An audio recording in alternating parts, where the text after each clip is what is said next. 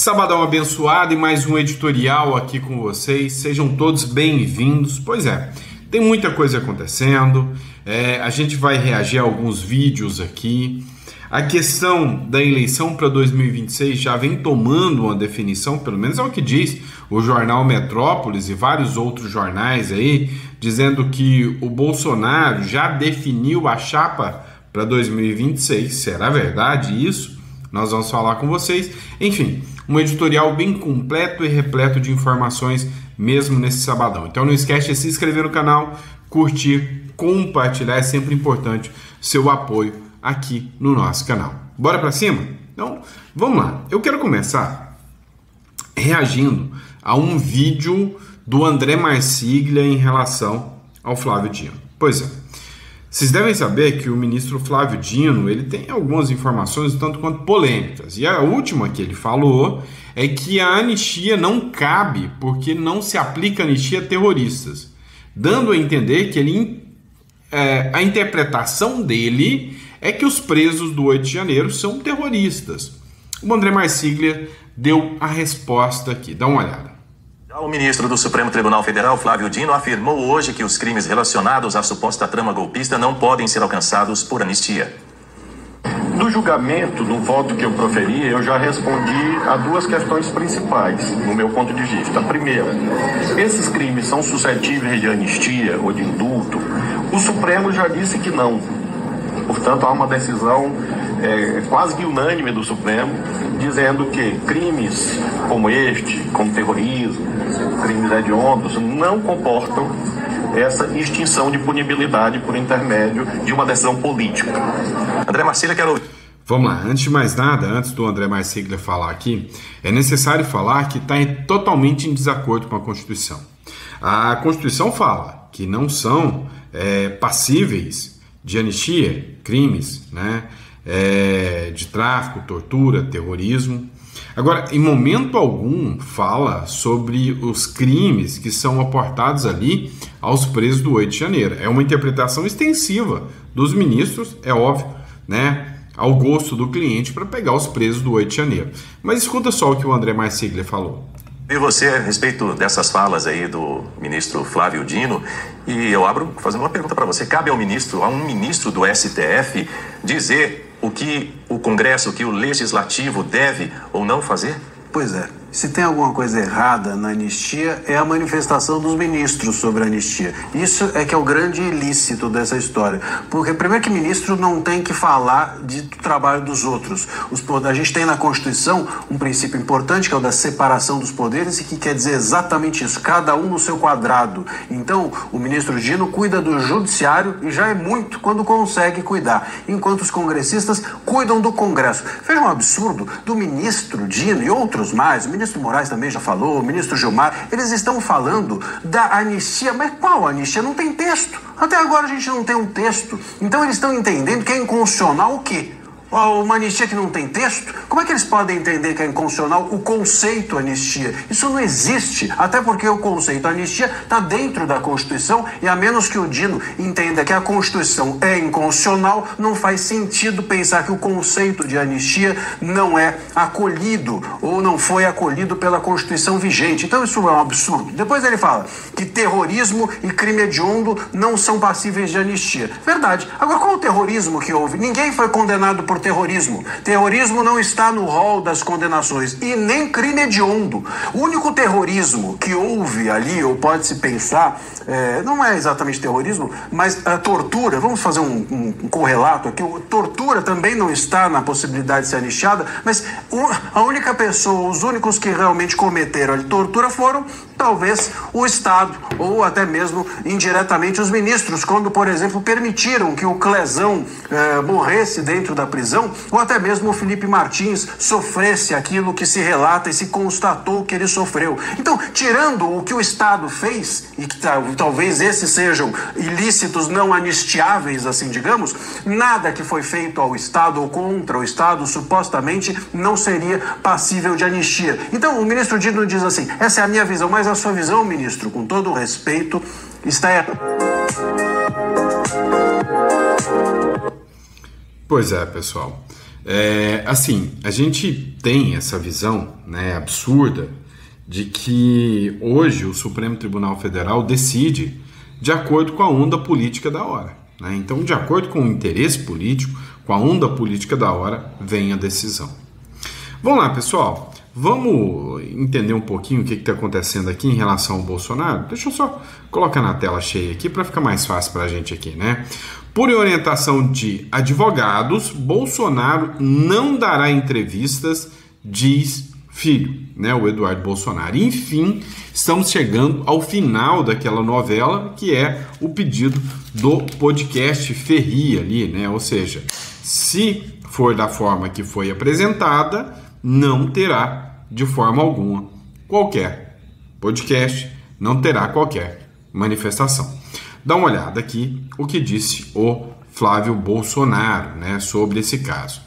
O senador Flávio Bolsonaro esclareceu uma dúvida que pairava acerca do ex-presidente Jair Bolsonaro poder falar ou não com a imprensa.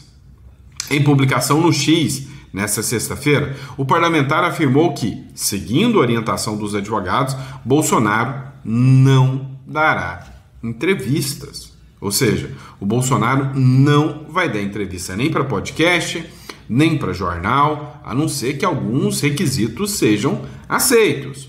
O Flávio garantiu que, para Bolsonaro dar entrevistas, algumas condições teriam que ser asseguradas. Para que seja possível, entendo que seriam necessárias algumas condições. Por exemplo, que seja ao vivo e com a garantia de que suas cautelares não serão agravadas, conforme o que ele responder. Do jeito que está hoje, me parece uma pegadinha, é o que disse o Flávio Bolsonaro. E eu já tinha afirmado dessa forma também com vocês que eu não vejo com bons olhos o Bolsonaro participar agora, nesse momento, de qualquer modalidade ou de qualquer tipo de entrevista, né? Ele estaria à mercê aí, né, de qualquer fala ter a situação dele gravada, sendo que, pela regra da lei, o Bolsonaro já teria que ter a liberdade garantida, né? Afinal, como a própria defesa do ex-presidente Bolsonaro já argumentou, passou inclusive os 10 dias para o judiciário já se manifestar e não paira qualquer motivo para que o Bolsonaro continue preso. É um verdadeiro absurdo o que eles estão fazendo com o Bolsonaro, né, pessoal? Ó, recadinho rápido para vocês aqui. Você que está me acompanhando, você deve ter percebido a loucura que se tornou essa República das Bananas aqui, né, o Brasil. Então, recadinho rápido que eu dou para vocês. Clica na descrição aqui, vai estar aqui o contato do nosso escritório. Conheça o Uruguai, né? Imagina esses presos do 8 de janeiro, o que aconteceu. Muitos fugiram para a Argentina, muitos fugiram e acabaram ficando, né, alvos aí dessa situação absurda, né, de ter que estar ilegal em outro país. Então, assim, não vale a pena, tá? Tirem uma residência em outro país. A teoria das bandeiras, você vai aproveitar do melhor que cada país pode te dar. Aprenda a se internacionalizar, beleza? Dito isso, vamos continuar de matéria. Olha só, a coisa tá tão absurda, mas tão absurda, que o Rui Pimenta, né, que é líder do PCO, Partido da Causa Operária, um partido de esquerda, comunista, ele falou abertamente que ele é contra a anistia. Mas ele não é contra a anistia porque prevê prisão a golpistas, como essa esquerda radical está falando. Ele disse que é contra a anistia porque o que deveria acontecer era a anulação dos processos, porque tudo aquilo é ilegal. Acompanha só a fala do Rui Pimenta, publicação do Partido Novo. Olha só.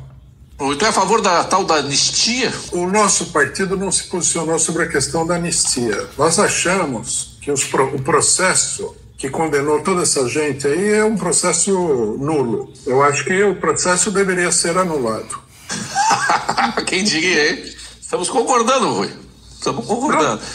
O nosso partido nunca foi favorável a nenhum tipo de processo farsa. Você não pode falar que você defende um programa de direitos democráticos e, ao mesmo tempo, você pisotear o direito democrático dessa maneira como foi feito. Aí, na esquerda, falam pra gente o seguinte: você está defendendo o Bolsonaro. Não, eu não tenho por que defender o Bolsonaro. Não tem nada a ver com o Bolsonaro.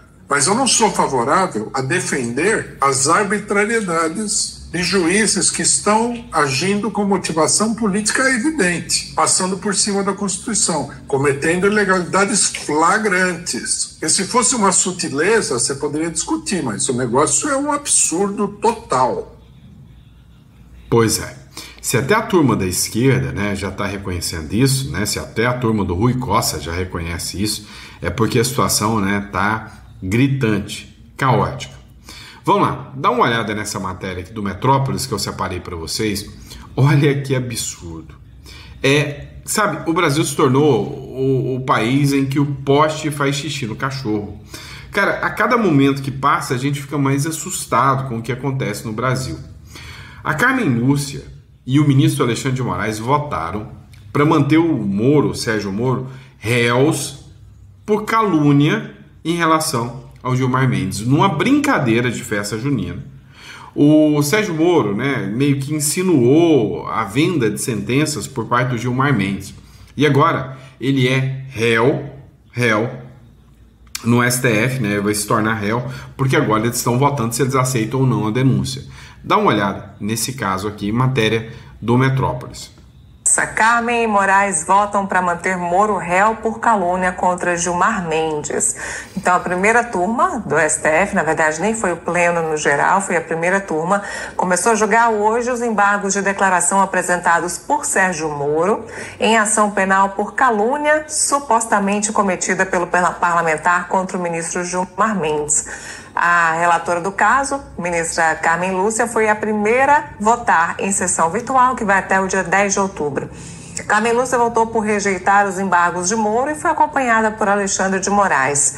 Ela entendeu que não há omissão a ser sanada na decisão da turma que aceitou denúncia contra Moro. O colegiado entendeu que a denúncia do Ministério Público Federal tem elementos suficientes para abertura de ação penal. Nessa a petição, o Ministério Público relata que em um vídeo publicado em 14 de abril de 2023, o senador teria atribuído falsamente ao ministro a prática do crime de corrupção passiva relacionada à concessão de habeas corpus. Então já temos aí um início de uma votação no plenário virtual da Suprema Corte. Cara, o Brasil é um país com tantos problemas estruturais. A criminalidade tomou conta do país, né? O país, hoje, você não tem coragem mais de andar com o celular no bolso, um celular na mão. É um país que o crime organizado está tomando conta. É um país que a corrupção generalizada, né, é o maior dos males. É um país que se tornou referência da impunidade. E aí, a preocupação da corte maior é com brincadeira de festa junina de Sérgio Moro. Olha, no mínimo, Gilmar Mendes que entrasse com um pedido de indenização por danos morais contra o Moro. Nada mais que isso. É, sabe, deplorável o nível que chegou, né, o Brasil com argumentos como esses aqui, né? O brasileiro ter que encarar, né, matérias como essa. Vamos lá, pessoal. A turma da Left People tá assustada pra caramba. Por quê? Porque Bolsonaro, segundo a esquerda, bateu o martelo e definiu que vai ser o Tarcísio mesmo o seu candidato, com a Michele Bolsonaro de vice. É pegar ou largar, desde que o Centrão ainda os apoie. Senão, o Bolsonaro não vai apoiar ninguém e o Eduardo Bolsonaro tá pronto para ser candidato. Só que o Eduardo Bolsonaro não se manifestou nisso. Até agora, o Eduardo Bolsonaro disse que se não for o pai dele, qualquer outro, ele vai disputar, seja Tarcísio, seja Michele. Dá uma olhada nesse trecho aqui. O compromisso do Centrão é de que, sendo Tarcísio de Freitas o candidato, haveria uma unificação em torno do nome dele. É preciso entender se, como uma pessoa da família Bolsonaro, essa unificação acontece também. Porque há uma ala dentro do Centrão, uma ala que resiste a manter a família Bolsonaro como o norte, ou um dos nortes, se é possível dizer, correr numa expressão que pouco lógica, mas quem está em casa vai me entender, manter a família Bolsonaro como esse farol da direita no Brasil, né? O que se buscava era trazer uma espécie de bolsonarismo light, é uma expressão que usa-se muito na imprensa, mas algo técnico, né? Uma direita mais técnica, que viria com o Tarcísio de Freitas, né? É preciso entender se essa unidade vai se dar tendo um integrante da família Bolsonaro aí. Agora, Michele Bolsonaro é, para mim, dentre os nomes disponíveis na família, o mais palatável. Ela é uma figura suave na forma, direta no conteúdo, e que tem trabalhado ativamente para reunir grupos importantes, os evangélicos, as mulheres, em torno dela. Então, taticamente, seria o movimento mais esperto que o Bolsonaro, a família, poderia fazer, porque ela é uma figura muito afável. Ela é uma figura de suavidade na forma e incisividade no conteúdo. Então, me parece uma chapa que, se for de fato efetivada, uma chapa bastante competitiva, se houver a união do centro em torno desse nome. Pois é, minha opinião é que a Daniela Lima acabou de quase declarar um voto a Michele Bolsonaro, né? Essa imagem aqui ficou espetacular, né, da Daniela Lima dessa forma aqui, né? Mas enfim, o que a gente pode dizer? O Centrão está desesperado. O Centrão, literalmente, né, queria um nome do Centrão, como é o caso do Ciro Nogueira, né?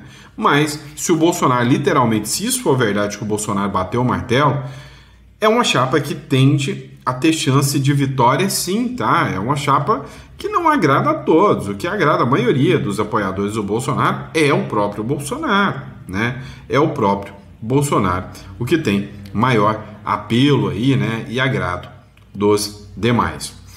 Vamos lá, o Léo Dias também tratou do caso. O Bolsonaro impõe duas condições para apoiar Tarcísio como candidato em 2026. Qual seriam essas duas condições? O Bolsonaro sinalizou aliados que aceita apoiar o governo de São Paulo, Tarcísio de Freitas, como candidato à presidência da República em 2026. Mas impôs suas duas condições aqui. Quais sejam as duas condições?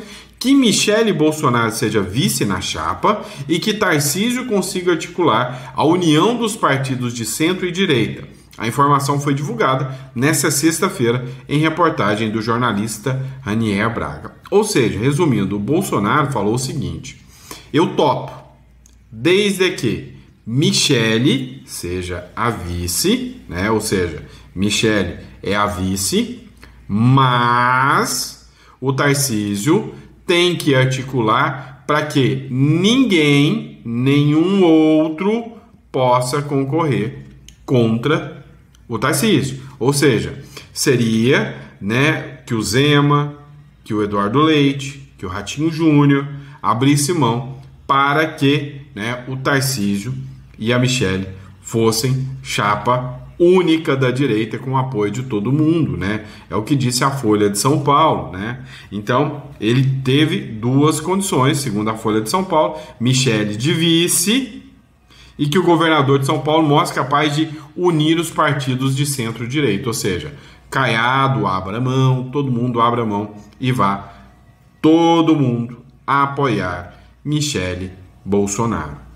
Porém, não foi o que agradou o mercado financeiro. O mercado financeiro está apostando na figura do Ratinho Júnior. Meu amigo, o mercado financeiro está dizendo que o Ratinho Júnior seria uma figura mais aceita, né? Que o Ratinho Júnior seria um indivíduo, né, que poderia ganhar os votos aí, né, do pessoal do mercado. Só que o Tarcísio, de certa forma, é uma figura que agrada ainda mais o mercado, né? Ou seja, o Tarcísio é o cara que tem maior apelo do mercado do que o próprio Ratinho aqui, tá? Do que o próprio Ratinho. Com Tarcísio de Freitas voltado à reeleição em São Paulo, o mercado financeiro, cansado do governo de Lula, aposta em Ratinho Júnior, desde que Tarcísio não seja o candidato, tá? Não vejo mais ninguém no mercado defendendo Lula, a não ser os petistas, de carteirinha. As pessoas acordaram e perceberam a besteira que fizeram, afirma Octávio Magalhães, da Guepardo Investimentos. Renato Gerusalmi, da RISA-C, alerta para o risco fiscal se Lula se reeleger. O país vai para o abismo em 2026. Posso ser sincero com vocês ou vocês preferem que eu minta para vocês? Acho que eu posso ser sincero. Eu tô com medo, tá? Muito medo do Lula se reeleger em 2026. Muito. É por isso que eu tô migrando parte das minhas empresas para fora, tá? É por isso que eu tô colocando o pé no freio. É por isso que eu tô começando a não apostar, né, nessa briga. Pelo que eu vi até agora, de todas as brigas que a oposição apostou, infelizmente, né, ela tomou canga, ela tomou pau. Então, eu tô agora começando, literalmente, a ficar com medo do que possa acontecer. Então, não estou apostando mais todas as minhas fichas aqui no Brasil, né, no Brasil. Vamos lá, vamos falar dessa notícia aqui, que esta aqui, né, tá bombando, matéria do Roraima 24 horas. Estados Unidos preparados para tomar portos e aeroportos na Venezuela. Será que isso aqui é verdade, gente? Será que essa carinha do Donald Trump aqui literalmente é em função dele estar pistola, né, com o pessoal da Venezuela aqui? Será que isso pode realmente acontecer? Nós vamos falar sobre isso aqui com vocês, né? Então, bora para matéria.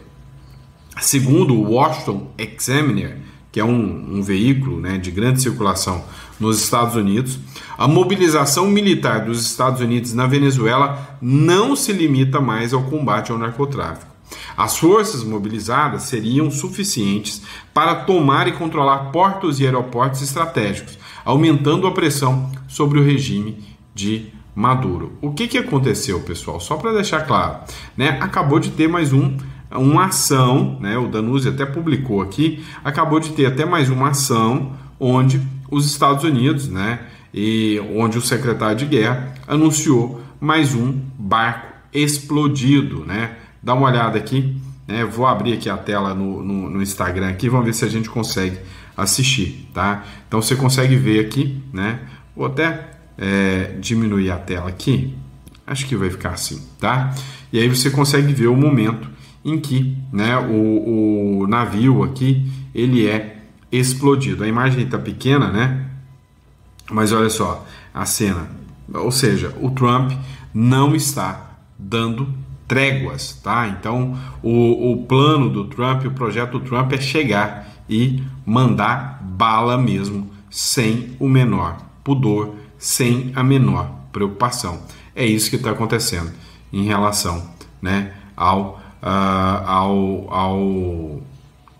pessoal da Venezuela, né? O Donald Trump está chegando e chutando o balde sem dó mesmo, tá? Sem dó mesmo. Inclusive, foi feita uma declaração agora que o Donald Trump entendeu, né, que fez um decreto, né, uma nota pública, dizendo que abertamente ele está em guerra. Ao dizer que ele está em guerra, né, o Trump, inclusive, né, abre aqui margem para abater inimigos hostis aos Estados Unidos, que são os narcotraficantes. São considerados soldados de guerra, né, os narcotraficantes, guerra do tráfico, tá? O Trump se pronuncia, essa matéria é interessante, ó. Trump se pronuncia após Hamas concordar em libertar reféns. Grande dia. E literalmente foi isso que aconteceu, tá? O Trump simplesmente virou para o Hamas e falou: olha, ou vocês libertam os reféns, ou vocês aceitam o plano de paz até domingo, ou vral, vamos explodir todo mundo. Eu quero ajudar os países que ajudaram a deixar este pé: Catar, Turquia, Arábia Saudita, Turkey, Saudi Arabia, Egypt, Jordan, Egito, Jordânia, and so many others, so many people fought e tantos outros e tantas pessoas que lutaram tanto. So hard. This is a big day. É um grande dia, é um grande dia. Vamos ver como tudo acaba. How it all turns out, we have to get the final. Temos que colocar a palavra final em prática.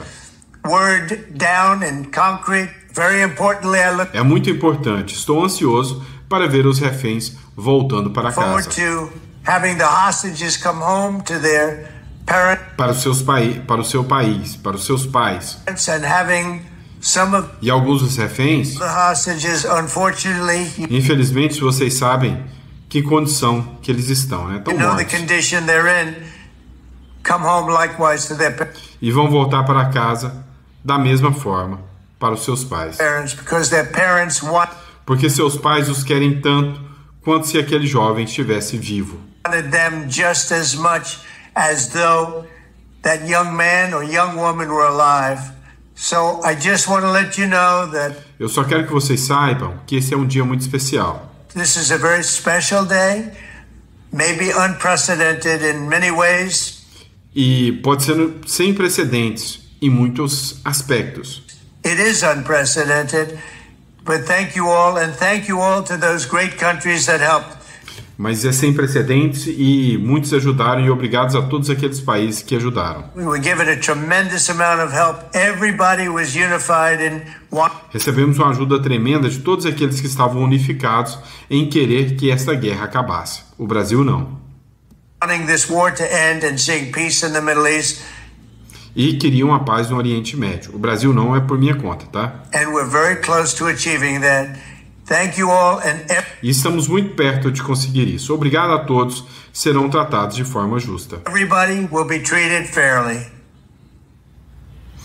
Vem cá. Deixe-me conversar com vocês. Por que tem tanta gente da esquerda, tanta gente da causa LGBTQIA+, deputada do PT, vereadora do PSOL, todo mundo nessa flotilha, todo mundo de esquerda se manifestando pela guerra em Gaza? Será que o mundo não tem tragédias suficiente e que a tragédia de Gaza é realmente algo desesperador, que a tragédia de Gaza é realmente uma das maiores tragédias que o mundo já viu? Será que é esse o caminho? Pois é, eu vos digo que não, tá? Nem de longe. Se você pegar o número de mortos dentro da Ucrânia, é muito maior do que o número de mortos dentro de Gaza. E detalhe, quem iniciou esse ataque foi a Rússia. Não foi a Ucrânia que foi lá, colocou os bebezinhos russos lá no forno. Não foi a Ucrânia que foi lá e abusou das mulheres, matou filhos nas frente dos pais. A Ucrânia nunca fez isso. A Rússia violou o direito, foi lá e começou a matar os ucranianos. Agora eu te pergunto, por que essa esquerdalha nojenta não está lá defendendo, né, com flotilhas, defendendo a vida dos ucranianos? Vem cá, o que acontece no Sudão hoje, o que acontece, né, em países africanos hoje, né, como o que aconteceu agora no Haiti, né, que a ONU acabou de aprovar ajuda humanitária para o Haiti. Por que essa turma, esses militantes, não estão lá no Haiti em vez de estar em Gaza? Eu te explico por quê. Porque eles sabem muito bem que se eles fizessem essa algazarra, essa frescuragem, esse cruzeiro, eles estavam passeando, passando em Ibiza, curtindo a vida doidado, para chegar lá e fingir que estão fazendo causa humanitária. Se eles fossem pegos por Israel, Israel daria comida, daria água, os trataria bem e os mandariam de volta. Agora, se eles resolverem ser lutadores de causas humanitárias contra o Putin, resolver entrar dentro do território russo para debater as causas da Ucrânia, todos desaparecerão. Todos serão eliminados. Se eles entrarem hoje na China e falar, vocês estão impedindo que as pessoas possam ter a sua liberdade religiosa, todos serão eliminados. Se eles forem para o Haiti, as gangues do Haiti vão eliminá-los. Se eles forem no México reclamar pelas mães do México, você já viu esse programa das mães do México? As mães do México que pedem desesperadas para que os seus filhos sejam encontrados, porque o crime organizado, porque os criminosos, porque as facções mexicanas desaparece com seus filhos. Imagina essas pessoas lá protestando contra o crime organizado do México. Ou não vamos longe não. Vamos pegar aqui no Rio de Janeiro, quantas mães veem os filhos serem computados pelo crime? Por quê? Porque essa turma da esquerda não vai até o Rio de Janeiro protestar contra as facções, protestar contra o PCC, porque eles vão ser eliminados. Então, eles preferem protestar a favor do PCC contra o Estado. Então, é por isso que essa turma de esquerda, essa turma rançosa, fica com esse discursinho aí. E aí, o negócio é o seguinte: Trump, parabéns. Não se responde terroristas com flores, se responde com força. Após o ultimato de Trump, o Hamas concorda em libertar todos os reféns e vai concordar com um acordo de paz. O Hamas respondeu nesta sexta-feira ao plano de paz na faixa de Gaza proposto pelo presidente dos Estados Unidos, Donald Trump, e informou que concorda em libertar todos os reféns israelenses e mesmo em deixar o governo no enclave palestino, mas pediu que alguns pontos do acordo sejam discutidos. O Trump deu até domingo para eles disserem se vão fazer o acordo ou não, e se não fizerem, será um triste fim para eles. Para alcançar o fim da guerra e a retirada completa da faixa, o movimento anuncia sua concordância em libertar todos os prisioneiros da ocupação, vivos e cadáveres. Cadáveres, tá? Conforme a fórmula de troca contida na proposta do presidente Trump, e providenciar as condições de campo para o processo de troca. Nesse sentido, o movimento confirma sua prontidão para entrar imediatamente, por meio dos mediadores, em negociações para discutir os detalhes disso, disse o Hamas em comunicado. Então, o grupo terrorista Hamas diz estar pronto para aceitar o plano de Trump e aceitar os reféns. Trump é exatamente isso aí. Com gente como esse, como essa, não se conversa. Com gente como essa, é fogo. E tá certinho o Donald Trump. Alguém concorda comigo? Alguém concorda com o Donald Trump aí?